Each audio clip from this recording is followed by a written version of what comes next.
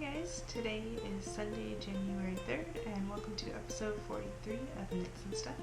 My name is Alicia, and today we'll be talking about works in progress, pretty things, local delights, and wibbly wobbly timey-wimey. First, welcome to those of you that are new, and for those of you that are returning, thanks for coming back. If you haven't already, there's a group on Ravelry that you can join. It's called Knits and Stuff Podcast.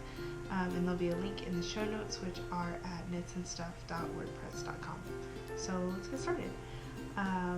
No finished objects this time, but I did make some good progress on my some of my knitting works in progress. And the first is the winter sea shawl.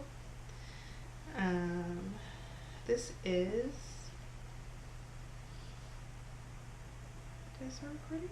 I did. Okay. Just checking. I wasn't sure if I started recording. So this is the Winter Sea Shawl by Liz Avenatti. It's out of a Verb for Keeping Warm Clover in the colorway Beach Glass. And I am knitting it on US 6s, 4.0 millimeters on my Addi interchangeable, bamboo interchangeable needles. So I was here last time, and I made a few rows. I did a few rows while I was on vacation. And yeah, it's taking a little bit longer as the rows get longer and longer, but I don't have that much yarn left. We're down to just this. So yeah, so we're getting there. And then once this is done, I can finally move this cord over to the cardigan that I'm working on, and it won't be as cramped. And then I am keeping this in my Silver Shed bag, this little, with the scientific and slightly nerdy pattern on it. And I just realized the other day too, so this pattern, the Winter Sea Shawl, has this chevron pattern to it. I don't know if you can see it now that I'm holding only a little bit up, but it has the chevron pattern that it makes when in purl stitches, and so does the inside of this bag. I was like, oh, well, that works out.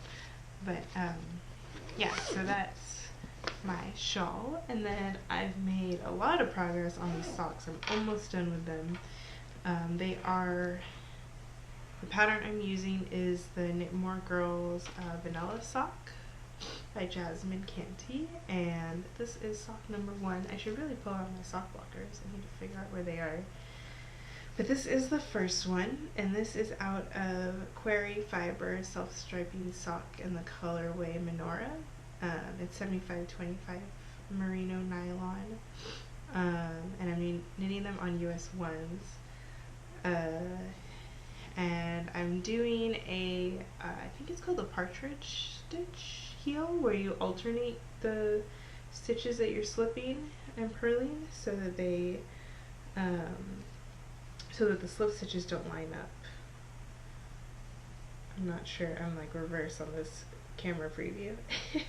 Okay, actually I'm not, yeah, I am reverse. So anyway, so that's what it looks like on the heel, and it's just a regular heel flap that I'm doing.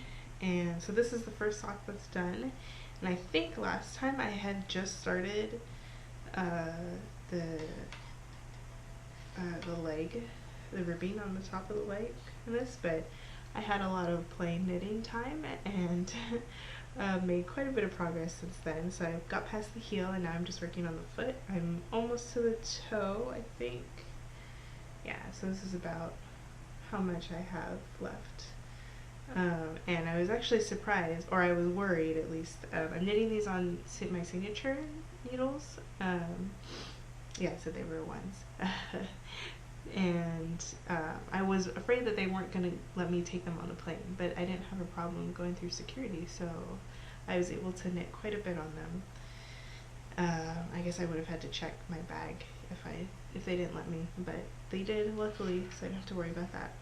And I'm keeping these in the bag that came with the kit. from the Purple Girl. And this is a little Hanukkah triangle bag. Yeah, so that is all of my works in progress. Let me put this away. And then I have quite a lot of pretty things to show. I feel like I always have a lot of pretty things to show. I need to stop doing that. But so that is that. So I'm gonna have, there's gonna be some crinkling here because it's still in its package. But I got some stuff from Hobbledehoy. I think there was a sale recently when I got this. Maybe, or maybe it was just an update. It was probably just an update. But I got a few things. And I like how she sends like a little bonus mini bat. So the color's showing up a little bit different on camera, I think, because it's a little bright outside, so it's kind of, might be a little washed out. But yeah, so I got a few things. I guess first I got some mini bats. And that is what these look like. It's in the colorway Rainbow Swirl, and it has Polworth wool, bamboo, sparkle, and it's 2 ounces of the mini bats. I don't know how people do this with the reverse. I'm not even, for some reason I can get a preview now when I'm looking at the camera, so, or when I'm recording, so yeah, but the preview's in reverse, and that's really confusing me. So, yeah, so this is the bats, and when I saw this, it reminded me of Rainbow Dash, and I felt like I had to get it from my little friend. So that was one thing I got, and then I got another braid of Polworth wool and tussle silk, and it's in the colorway Decoder Ring. And kind of, there we go, there's not as much glare. So it's got these nice purples and oranges and blues with a little bit of gray and white. It's really pretty. So I got one of these, and then I got 2 of course I had to, Timey Wimey. And this is also Polworth and silk, and that's what it looks like. I should just take it out of the bag. I haven't opened these yet. Try not to crinkle too much. There we go. So that's what it looks like. So pretty. And of course, since it's since the name was Timey Wimey and it's clearly Doctor Who inspired, I had to buy it. And I bought 2, so I'll probably just spin up each braid separately and then 2-ply it. And I might do this soon, actually, because I have a very clear plan of how I want to spin it. So yeah, so that is all the pretty things, and I feel like that was a pretty fast fiber segments. So that would bring us to local toys. So yesterday we went to a new, just trying to move stuff out of the way.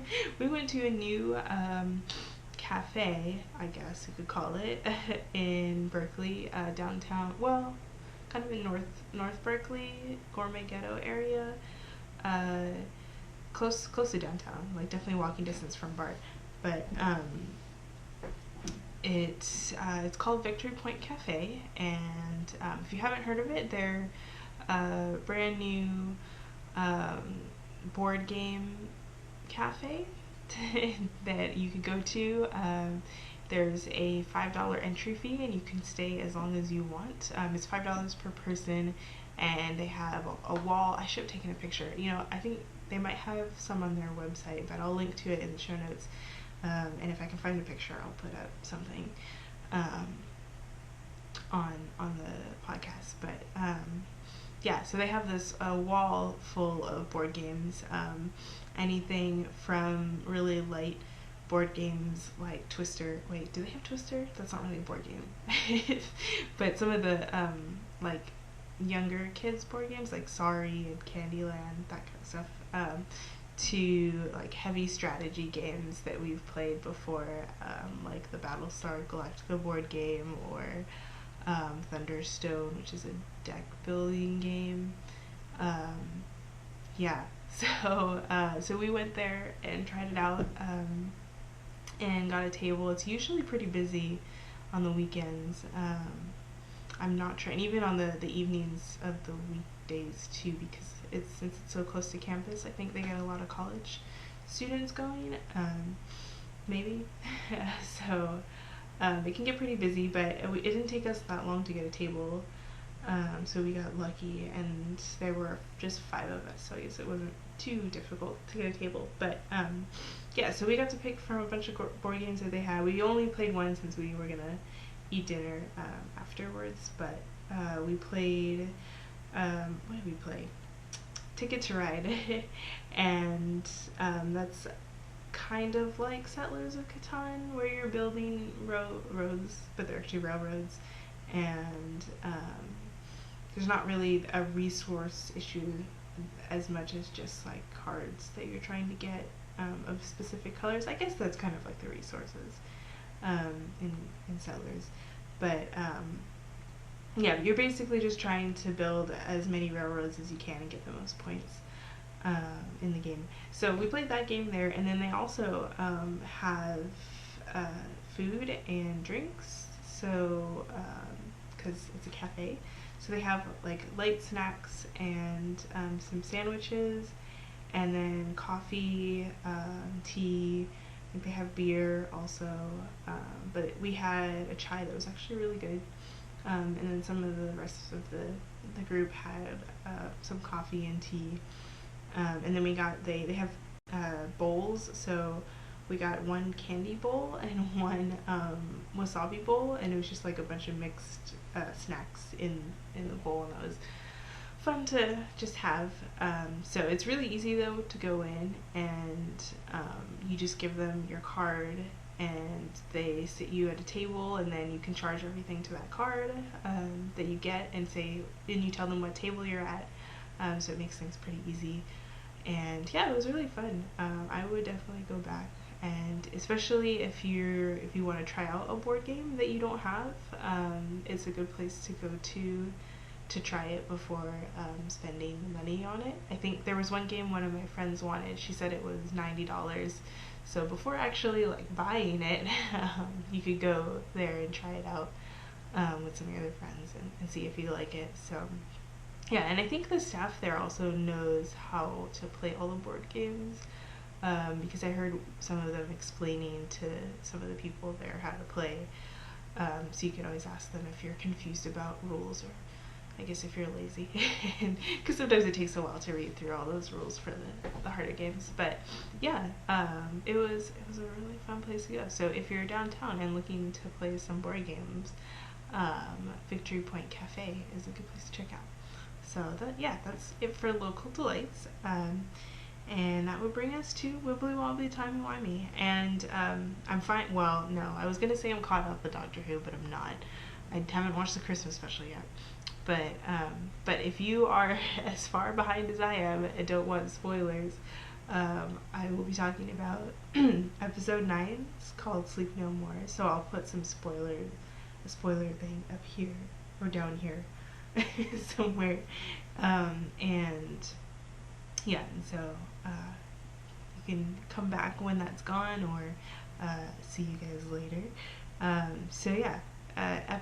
Season 9, episode 9, called Sleep No More. Really interesting episode. So I had watched 4 episodes on the plane to Hawaii, and I started with Sleep No More, and it was pretty scary because I think it was still, in an early flight, I think it was still dark when I started the first episode. So that was probably an interesting episode to start with, but it was really interesting the way they had it set up to you had the perspective of this scientist, kind of inventor, and he was narrating to the camera and showing clips of what had been filmed on the ship that he was on, and there was a rescue crew that comes on, and then the Doctor and Clara come on, and you see bits of pieces that he spliced together. So it reminded me a little bit, well, a lot actually, of Blink, the episode where we first run into the Weeping Angels with David Tennant, and he's not actually, I guess in Sleep No More, the Doctor still had a pretty large role in the episode, but in Blink, David Tennant had like hardly a role in it. But the way that it was set up in this kind of like thriller style episode, where you're getting this perspective from someone else and not necessarily from the Doctor and Clara, was interesting and terrifying. The way that they did the cameras and the filming, but the actual monsters weren't that scary. Unlike the angels, they were terrifying angels. But yeah, so there were these Sandmen, the term that Clara coined, and they were from these they were from humans, but they had started turning into beings because people created these machines where they didn't have to sleep, and they can condense all of their sleep into like a 5-minute nap. And so you go into this machine and you take like a 5-minute nap, and then you wouldn't have to sleep for like days afterwards. So this machine was causing our like sleep buildup to like sleep dust, I think he called it, to like accumulate and create these monsters. It was kind of weird. But they created these monsters that eventually absorbed humans when they got hungry. And so this wasn't, I'm only talking about this episode because it wasn't a two-parter, but I thought it might have been a two-parter when I got to the end, because it turned out that the scientist inventor guy was trying to get these sleep dust monsters, the Sandman, back to Earth so they could feed on all of the rest of the human population. And the way he ended it was he made the Doctor think that people, or that it was kind of like a spore, like a mold spore in a way, where you just need to expose the Sandman out to, or the sleep dust out to the world, and it would spread. But the scientist inventor guy, I really should have written down his name, he had made this video because that was how he transmitted the Sandman power things. I'm not even sure exactly how he said it worked, but it was by watching the video you were now like infected. So that was interesting. And I thought that because the Doctor had said, they needed to go back to their planet and destroy all these machines. So I thought they were going to do like a second part where they defeated it, but they didn't. So it was kind of this like thriller ending, I guess, or like cliffhanger ending that you don't really know. Like, it's kind of open-ended, but they're not gonna like come back to it. But it was kind of scary. It was like a scary movie on its own. But yeah, it was a very standalone episode. So if you're looking for an episode to watch this season that is not continuous with the rest of the season plot, then you could watch Sleep No More. But yeah, it was good. It was a good one though. I liked it. It was a change of pace, especially from all the two-parters. It was getting to be a lot of these like to be continued episodes. So yeah, that's it for Wibbly Wobbly Timey Wimey. I'll probably be talking about episode 10 next week, and then I might talk about all three because they're all kind of connected to each other. And then I'll have to watch the Christmas special. So we'll see how that goes. But did I say next week? I mean in 2 weeks. Next episode. I'll be talking about the last 3 episodes of Doctor Who probably, or just one or 3, or somewhere in between. So yeah, that's all I have for episode 43. Social media stuff. I'm Eliana Knits on Ravelry and Unperfect529 on Twitter, Instagram, everywhere else, Pinterest. And there's the Knits and Stuff podcast group on Ravelry, and the show notes are at knitsandstuff.wordpress.com. And that is all I have. So thank you guys for watching, and I will see you guys in 2 weeks. Bye!